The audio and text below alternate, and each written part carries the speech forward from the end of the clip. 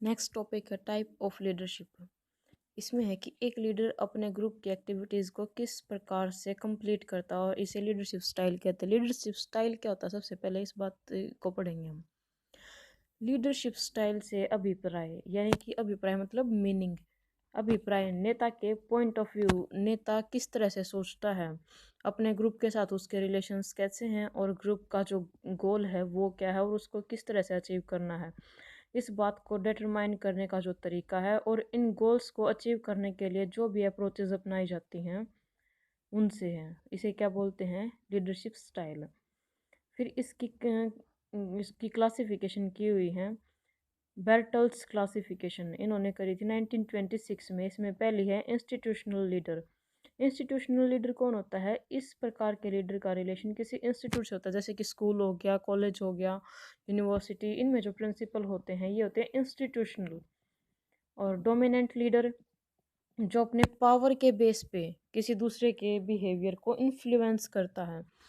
इसका एग्जांपल हम political leader से लगा सकते हैं या फिर अंडरवर्ल्ड जो डॉन होते हैं उनसे लगा सकते हैं। पर्सुएसिव लीडर कौन होता है?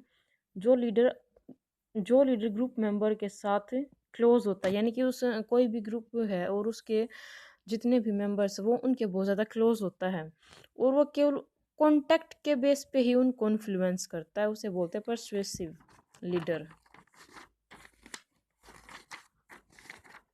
नेक्स्ट है, फिर सेकंड क्लासिफिकेशन थी यंग्स की, इन्होंने दी थी 1960 में। सबसे पहले पॉलिटिकल बॉस। पॉलिटिकल बॉस कौन होता है? जिसका रिलेशन पॉलिटिक्स से होता है या फिर जो चालबाजी से लीडर बनता है। और फिर है डेमोक्रेटिक लीडर। ऐसा लीडर जो ग्रुप का बहुमत का प्रतिनिधित्व करता है और मेंबर ओरिएंटेड बिहेवियर को शो करता है, यानी कि जिसको सबसे ज़्यादा वोट मिलते हैं। मतलब देखो, कोई ग्रुप है, उस ग्रुप में एक कोई डिसीजन लेना हो तो जो सब मिलजुल के जो डिसाइड करेंगे, यानी कि वोटिंग करेंगे, और जो जिसको सबसे ज़्यादा बहुमत मिलेगा उसी की बात मानी जाएगी। तो ये मेंबर ओरिएंटेड बिहेवियर को शो करता है। रिफॉर्मर कौन होता है? ऐसा लीडर जो सोसाइटी की बुराइयों को दूर करने की कोशिश करता है। जैसे सोसाइटी की पुरानी सोच है या किसी भी तरह से उसको इम्प्रूव करने की कोशिश करता है, वो होता है रिफॉर्मर। ब्यूरोक्रेट, ऐसा लीडर जो नियम और कानून पर सख्ती रखता हुआ प्रशासन चलाता है। यानी कि वो सिर्फ डिसीजन सुनाता है इसमें, जिसके लिए सिर्फ कानून है। जो जैसे होता है ना, right is right for everyone and wrong is wrong for everyone, इसमें ये वाली अप्रोच होती है। एग्रीगेटर कौन होता है? ऐसा लीडर जो तर्क के स्थान पर हिंसा और क्रांति के सहारे सुधार लाने की कोशिश करता है, यानी कि जो बात ना करके, आपस में सलाह मशवरा ना करके, क्रांतिकारी वे में लड़ाई झगड़े करके, गुंडागर्दी करके इस तरह से काम को करने की कोशिश करता है, वो होता है एग्रीगेटर। अगला है डिप्लोमेट। ऐसा लीडर सरकार का प्रतिनिधित्व करता हुआ इंटरनेशनल रिलेशंस को स्किल वे में सुधारने की कोशिश करता है। ये जो भी करते हैं अपने देश के लिए करते हैं। फिर है थ्योरिस्ट, ये लीडर तर्क व सिद्धांत में बिलीव कर। फिर है सर्जेंट क्लासिफिकेशन, ये दी थी 1958 में। करिस्मेटिक लीडर, ऐसा लीडर जिसे super natural power, गोडेस of power या फिर यूनिक पावर से संपन्न माना जाता है, जैसे कि चमत्कारी बाबा होते हैं या फिर कोई भी गुरु वगैरह, इनसे रिलेटेड, मतलब इस तरह से जो होते हैं उनको बोलते हैं charismatic leader.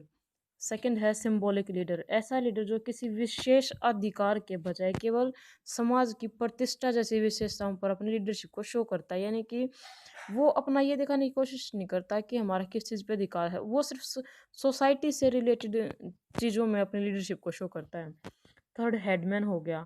Headman headman headman मतलब हेड, जैसे फैमिली में लगा लो, जो सारी फैमिली को कंट्रोल करता है या फिर जो जॉब करता है, घर को जो चलाता है, वही हेडमैन होता है। इसमें आप फैमिली का एग्जांपल लगा लो, प्रिंसिपल का लगा लो, कुछ भी लगा लो। और फिर है एक्सपर्ट। एक्सपर्ट कौन होता है? जिसको किसी भी स्पेसिफिक एरिया में कि उसकी जो स्किल्स हैं उस चीज़ का वो एक्सपर्ट हो, उसकी सारी स्किल्स उसके पास हों। फिर एग्जीक्यूटिव है, ऐसा लीडर नियम और कानून का अनुपालन करता है, यानी कि जो लॉ होते हैं उनको कम्प्लीटली फॉलो करता है, और ये गवर्नमेंट ऑफिस में होते हैं। फिर एग्रीगेटर जो पहले वाला था, ये बार बार कई चीज़ों को रिपीट करते रहेंगे। क्योंकि सब ने क्लासिफिकेशन अपनी अलग अलग करी थी ना। एग्रीगेटर ऐसा लीडर वॉयलेंस के बेस पर सुधार लाने की कोशिश करता है।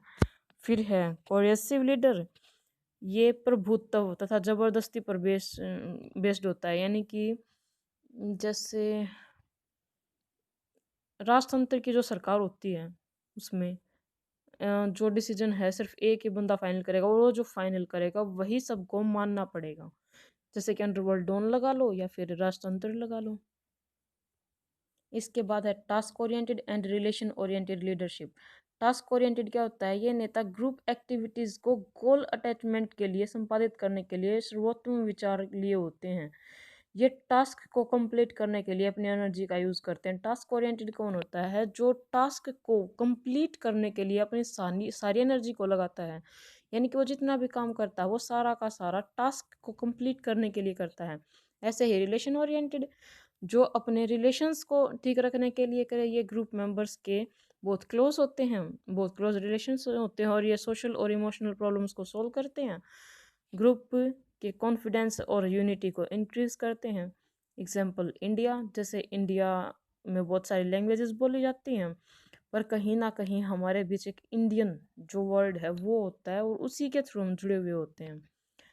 फिर अगली क्लासिफिकेशन है democratic authoritarian authoritarian and laissez faire leaders. Democratic कौन होते हैं? जो हमने अभी पढ़ा था, यानी कि जो मतलब बहुमत से लगा लो बनते हैं, या फिर ऐसा लीडर जो डिसीजन प्रोसेस में कंट्रीब्यूशन देने के लिए सभी ग्रुप मेंबर्स को इक्वल अपॉर्चुनिटी देता है, क्योंकि उसमें बहुमत से वही होता है ना, फाइनल डिसीजन वही होगा जो जिसकी सबसे ज़्यादा वोट होगी। अथॉरिटेरियन जो सबके ऊपर अपनी मर्जी को थोपता है, और लेजर्स में ये है कि उसको कोई फ़र्क ही नहीं पड़ता, लीडर ग्रुप को ऐसे ही छोड़ देता है, जिसका जो मन करे वो करो, गोल अचीव होगा या नहीं सारा सब कुछ ग्रुप के मेंबर्स के ऊपर ही डिपेंड करता है इसमें। फिर अगला है बर्न्स क्लासिफिकेशन, ये दी थी J.M. बर्न ने 1979 में। फर्स्ट है ट्रांजैक्शनल लीडरशिप।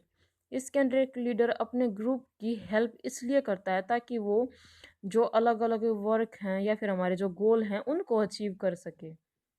फिर है ट्रांसफॉर्मिंग लीडरशिप। इसके अंदर एक लीडर अपने ग्रुप मेंबर्स की अंडरस्टैंडिंग, यानी कि किस चीज़ को अंडरस्टैंड करता है, उसके ग्रुप की जो ज़रूरत है उनको समझता है, और मेंबर्स को इस तरह से वर्क में एनर्जी करता है, इंगेज करता है, ताकि वो फॉलोवर से पोटेंशियल लीडर में चेंज हो सके, यानी कि उनको इम्प्रूवमेंट के लिए करता है। जैसे कि कोई ग्रुप है, एक ग्रुप में जो मेंबर्स हैं उनको भी इक्वल अपॉर्चुनिटी देता है वो, कि तू ये काम कर, और उसको एक्सपर्ट बनाने के लिए, ताकि वो भी आगे चल के लीडर बन सके। फिर अगली क्लासिफिकेशन है बोगार्ड्स क्लासिफिकेशन। ये दी थी 1940 में। इसमें पहला पॉइंट है डायरेक्ट और इनडायरेक्ट लीडरशिप। डायरेक्ट क्या होता है? हम वर्ड्स को देखते हैं कि डायरेक्ट और इनडायरेक्ट क्या होता है। डायरेक्ट जो डायरेक्टली इन्वॉल्व होता है किसी चीज़ में, इनडायरेक्टली जो सीधे सीधे नहीं हो कि किसी तरह से और अलग तरीके से होता है। डायरेक्ट में इसमें लीडर और फॉलोवर्स के बीच डायरेक्ट रिलेशन होता है, और इनडायरेक्ट में ये इनडायरेक्ट रिलेशन होता है।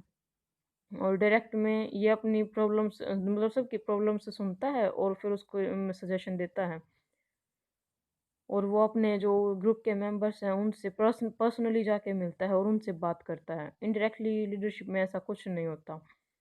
और जो लीडर है वो फॉलोवर्स पे इनडायरेक्टली इफेक्ट छोड़ता है। फिर सेकंड है partition and scientific leadership. Partition क्या होता है? इसमें लीडर अपने ग्रुप के फेवर में बात करता है, यानी कि इस बात से उसे कोई फर्क नहीं पड़ता कि गलत क्या है सही क्या है। उसको सिर्फ अपने ग्रुप की अच्छाई, वो अपने ग्रुप की सिर्फ अच्छाई बताता, कभी भी बुराई नहीं बताता कि हमारे ग्रुप मेंबर्स हैं तो उनमें ये कमी है वो है, ऐसा कुछ भी नहीं बताता। वो सिर्फ उनको प्रेजल वे में ही रखता है। इसके बाद साइंटिफिक लीडरशिप। ये लीडर ट्रुथ और जस्टिस पर अधिक फोकस करते हैं, यानी कि सच क्या है और सही क्या है। साइंटिफिक लीडर इस बात पे बात करते हैं। और थर्ड है सोशल मेंटल एग्जीक्यूटिव। सोशल जो अपने ग्रुप के लिए मतलब जो ग्रुप है वो सारा का सारा सोसाइटी के लिए वर्क करता है, यानी कि जिसमें ये वाले होते हैं जैसे कि समाज को अच्छा बनाना, समाज की सोच को सुधारना। फिर मेंटल लीडरशिप अपने ग्रुप मेंबर्स के हर्ट और माइंड को